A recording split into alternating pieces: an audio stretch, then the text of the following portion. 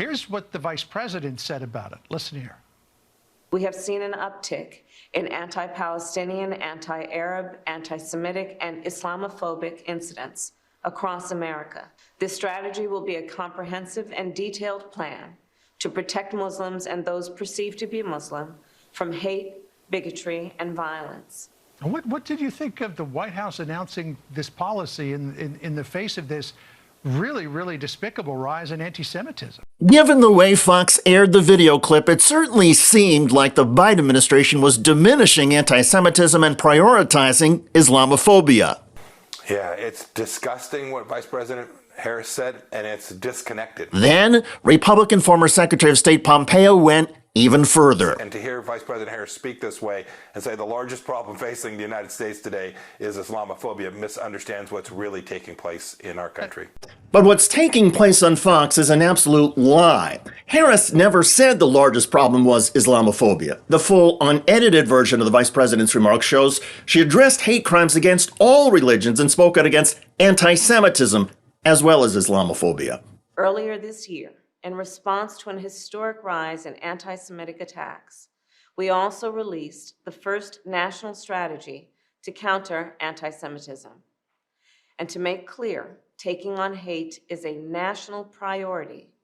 President Biden and I held the first White House summit to address hate-fueled violence, and we brought together religious leaders, community leaders, and survivors to continue our work to keep all Americans safe. And today, we take another important step forward in our fight against hate. So there you have the vice president condemning anti-Semitism, discussing what the Biden administration has done to battle anti-Semitism, and noting a rise in all hate crimes. The vice president then added this. For so many people in our nation, the past few days and weeks have brought about all too familiar fears. Fears that they will be targeted, profiled, or attacked simply because of who they are, how they worship, or how they look. And so today, I am proud to announce the Biden-Harris administration will develop our nation's first national strategy to counter Islamophobia. This strategy will be a comprehensive and detailed plan to protect Muslims and those perceived to be Muslim from hate, bigotry, and violence. So what's wrong with a national strategy to counter Islamophobia? Well, if that's all you hear, you're going to think the Biden administration only cares about protecting Muslims and is ignoring Jewish people, and to hammer home that claim, Fox engages in the television equivalent of a basketball alley-oop. The Fox News anchor lobs up an edited clip taken way out of context, and the guest, Mike Pompeo, slams it through the net, emphatically declaring the Biden administration is disgusting and disconnected. But the play is ridiculous, outrageous, and misleads the audience. And Fox News does this repeatedly because, God forbid, reality and a video recording get in the way of Fox News claiming the Biden administration is anti-Semitic or out of touch, or that the president himself is feeble and confused. Reporters caught up with him. It was a gaggle on Air Force One. It came after a 7-hour visit. That is Fox News host Kayleigh McEnany. The former Trump spokesperson is trying to trash President Biden. In this case, there was no teleprompter, and he appeared visibly tired and confused.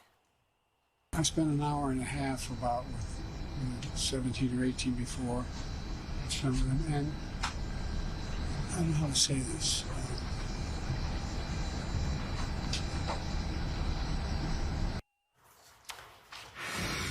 You know, Dagan, there's no reason, there's no, I guess, lack of understanding as to why people question him on the world stage, because I loved some of the things he had to say on the teleprompter, but he got off and he could barely answer a question. He could barely answer a question? Kayleigh McEnany, you and your colleagues barely qualify as human beings, much less newscasters. President Biden had been asked by a reporter about meeting with first responders and civilians in Israel who had survived one of the most barbaric terror attacks in decades. The president responded by speaking at length about grief, sorrow, and the power of giving people hope. The president spoke thoughtfully and somberly for 2 minutes. But you, Kayleigh McEnany, and your team, instead of showing the 2-minute clip, you cut it down to 14 seconds and took it way out of context. As a result, you and your crew deceived the Fox audience. Here is the full Biden clip as it played when Fox News first received it. Can you talk about the impact of meeting the survivors and the first responders? And that's all personal. Look, I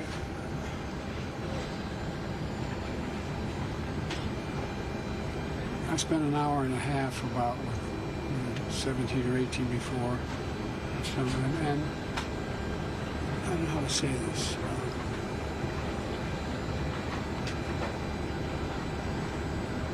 Virtually every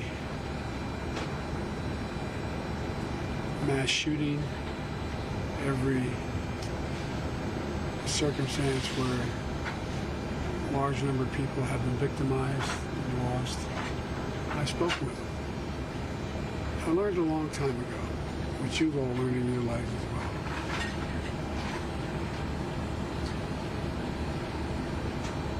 When someone's going through something that is beyond their comprehension, that they ever thought they'd have to go through,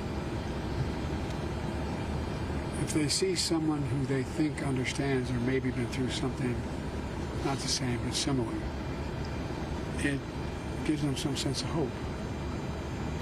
And I always get criticized sometimes by my staff because when I go to these events, I stay for 3 and 4 hours and answer all their questions. But it matters. It matters a lot. And look, I'm talking, some of you have gone through a hell of a lot more than I've gone through, and a lot more than other people have gone through, and you understand. So it's just people are looking for just something to grab, something that gives them some sense of hope, and that's, if I can do a little bit of that, then it's, it's worth doing. It was done for me, so. What's wrong with that? The president is addressing grief and tragedy and noting that some of the journalists covering him have gone through worse than he has. And President Biden noted that years ago he lost a wife and a daughter in a car accident. More recently, he lost one of his sons to cancer. Grief is horrible and can be lonely, and the president of the United States spoke about it with understanding, compassion, and empathy. But all Fox could do was edit down the clip, take the thoughtful words out of context, and use it to try and claim President Biden is old and confused. Old and confused? An administration that is out of touch? An administration that is anti-Semitic? The Fox News lies, deceptions, and talking points on nearly every issue and story are off the charts. And clearly, on several Fox News shows, there is no such thing as being responsible and being honest. We've seen over and over again that Fox is not going to let any facts or unedited clips get in Fox's way unless it happens by accident. The strategy at Fox is to hide the truth, distort reality, and fuel our worst impulses and fears about people who are different from us, worship differently than us, or belong to a different political party. Fox exists to divide us and make us hate one another. Division and conflict helps Fox get an audience. It also helps Fox make money. But every now and then, when a clip gets put back in context and the truth is revealed, Fox News gets busted, humanity wins, and the self-proclaimed news anchors and news producers at Fox are proven to be total frauds. By the way, speaking of fraud, Republican Arkansas Governor Sarah Huckabee Sanders is in trouble over something known as Lectern Gate. A criminal investigation may be in the works. Sanders' poll numbers have plummeted, and the Republican is trying to redirect attention to words she doesn't like. Those include words like pregnant people, laboring person, birth giver, and several other nonsense terms that have cropped up in recent years. Check out that video at the link below. I'm David Shuster. Thanks for joining us.